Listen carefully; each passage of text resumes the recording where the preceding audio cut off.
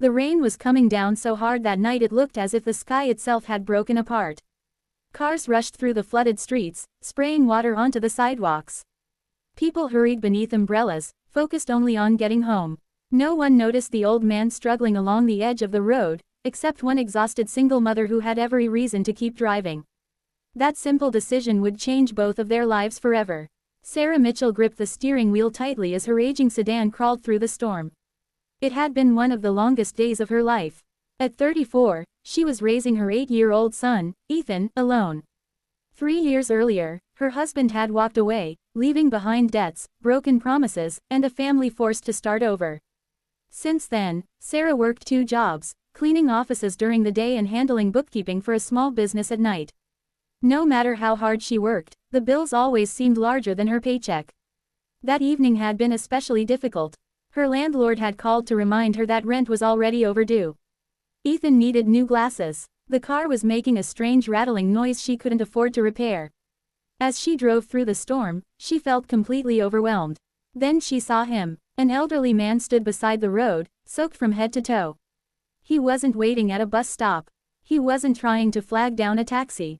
He was simply walking, slowly, painfully. His thin coat offered almost no protection against the cold rain. One hand held a worn cane while the other shielded his face from the wind. Sarah drove past him. Then she looked in her rearview mirror. The old man stumbled. For a moment, she told herself someone else would help. But deep inside, she already knew she couldn't leave him there. With a sigh, she turned the car around. The old man looked surprised when she pulled alongside him and rolled down her window. "Sir," she called through the rain. "Get in. Let me take you home." The man hesitated. Perhaps he wasn't used to accepting help. Perhaps he had forgotten that kindness still existed. Finally, he smiled. A tired, grateful smile. "That's very generous of you," he said softly. Sarah unlocked the door. Within moments, he climbed into the passenger seat. Water dripped from his coat onto the floor mats. "I'm sorry about the mess," he said. "Don't worry about it." The heater blasted warm air as they continued down the road. The old man's hands trembled slightly from the cold. "What's your name?" Sarah asked. "Arthur." "I'm Sarah." "Thank you, Sarah." Something about the sincerity in his voice touched her. Most people said thank you automatically. Arthur sounded like he truly meant it. As they drove, they talked. Arthur was in his late 70s. He lived alone. His wife had passed away 6 years earlier after nearly 5 decades of marriage. They had never had children. Since her death, life had become very quiet. Lonely, even. Sarah found herself sharing more than she normally would with a stranger. She spoke about Ethan, about working multiple jobs, about constantly worrying whether she'd be able to provide enough. Arthur listened carefully, not interrupting, not judging, simply listening. Sometimes that's the greatest gift anyone can offer. When they finally reached his destination, Sarah was surprised.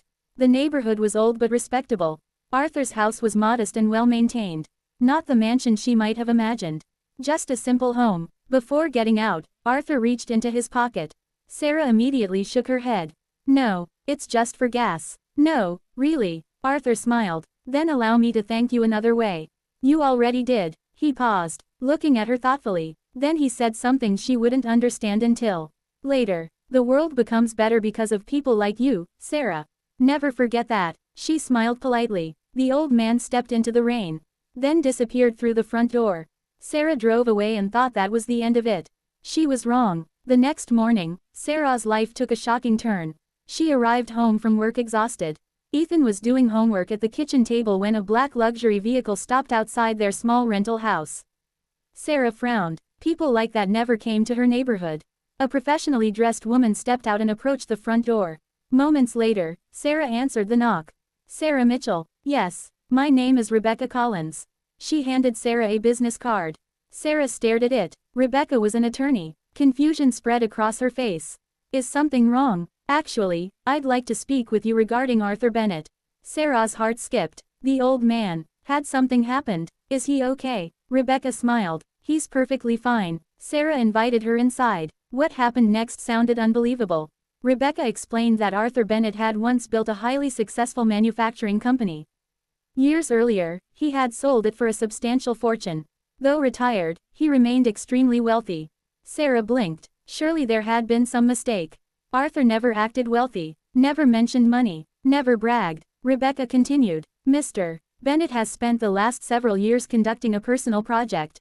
A project he believes character matters more than appearances. Sarah didn't understand. Rebecca explained that Arthur occasionally walked through different parts of the city without revealing who he was. Not to test people, not to trick them, simply to observe whether compassion still existed. Most people ignored him, some avoided him, a few were rude, very few stopped to help. Sarah remembered turning her car around. Remembered how close she came to driving away. What does this have to do with me? Rebecca smiled. Mr. Bennett would like to see you again. The following afternoon, Sarah nervously visited Arthur's home. This time she saw things she had missed before.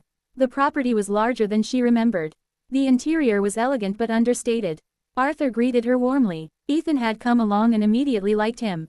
The old man seemed delighted by the boy's endless questions. After tea and conversation, Arthur became serious. I asked you here because I want you to understand something. Sarah listened. You helped me when you believed I had nothing to offer you. Anyone would have done the same. Arthur laughed softly. No, most people didn't. The room fell quiet. Arthur looked toward a framed photograph of his late wife.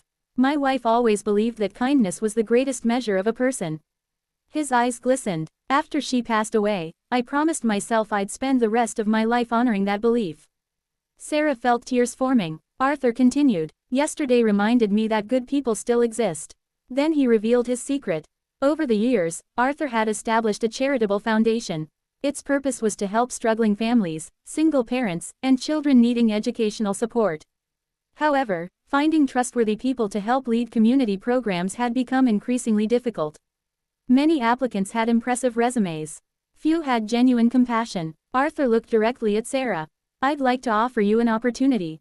Sarah's heart pounded. What kind of opportunity? A position helping manage local outreach programs for the foundation. She stared in disbelief. The salary alone was more than she earned from both jobs combined.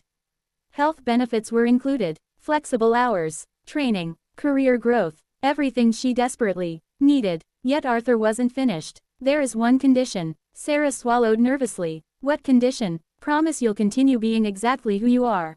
Tears rolled down her cheeks. For the first time in years, she saw a future that wasn't filled with constant fear. The months that followed transformed her life. She left her exhausting second job. She spent more evenings with Ethan. Rent was no longer a monthly nightmare. The foundation helped hundreds of struggling families throughout the community. Sarah became known for treating every person with dignity because she remembered what it felt like to struggle.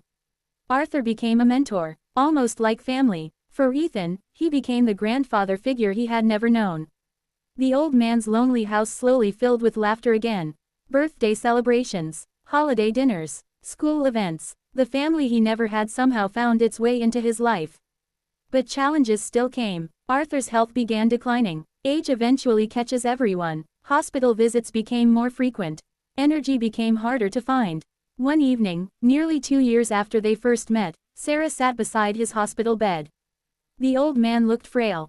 Far different from the man she had picked up in the rain. Yet his smile remained unchanged. You know, Arthur said quietly, everyone thinks I changed your life.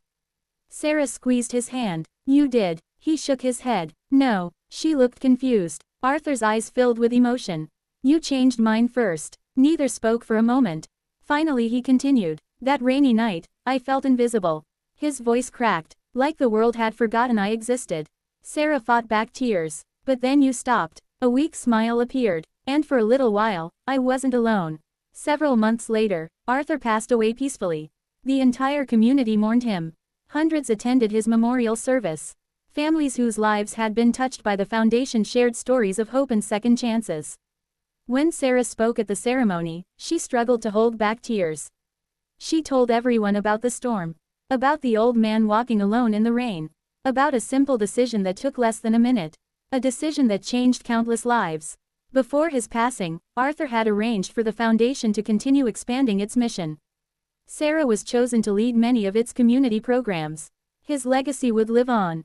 Years later, Ethan stood on a stage as a university graduate. As Sarah watched proudly from the audience, she thought about everything that had happened. The struggles, the fear, the unexpected blessing that arrived on the darkest of nights. She remembered Arthur's words. The world becomes better because of people like you. For years she thought he had been talking only about her. Now she understood something deeper. Every act of kindness creates a chain reaction. One person helps another. That person helps someone else. And the impact spreads farther than anyone can imagine. A ride in the rain. A conversation with a stranger. A moment of compassion. Sometimes the smallest choices carry the greatest power. Because the truth is, you never know whose life you're changing when you stop to help. And sometimes, when you open your heart to a stranger, you discover that the person you're rescuing ends up rescuing you right back. That is the extraordinary thing about kindness. It costs so little,